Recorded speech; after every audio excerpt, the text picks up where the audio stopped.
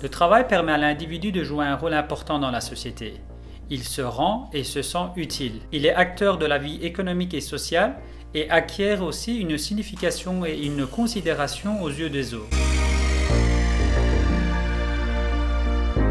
C'est pour cette raison que l'émancipation au travail est un facteur important, un facteur essentiel, d'autant plus qu'on y consacre une grande partie de notre vie. L'émancipation est le fait de rendre les personnes capables d'accomplir une tâche, c'est-à-dire de donner la responsabilité et l'autorité aux salariés, permettre leur participation dans la prise de décision, créer des conditions de confiance mutuelle entre la direction et les salariés et partager l'entièreté de l'information afin qu'ils puissent être responsables de leur travail. De cette manière, les dirigeants cesseront de mettre en place des moyens de contrôle et les salariés apprendront comment prendre des décisions appropriées et responsables.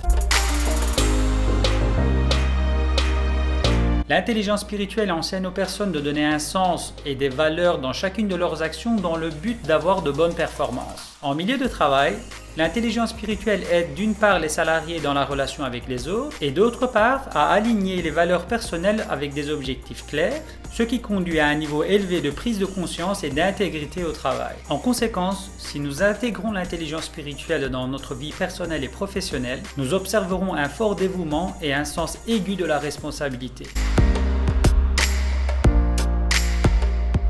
Une étude scientifique réalisée dans une entreprise en Indonésie prouve la relation entre l'intelligence spirituelle et l'émancipation au travail. Une autre étude réalisée à l'université de Kermanshah appuie cette étude. En conclusion, l'intelligence spirituelle joue un rôle important et significatif sur l'émancipation des personnes au travail.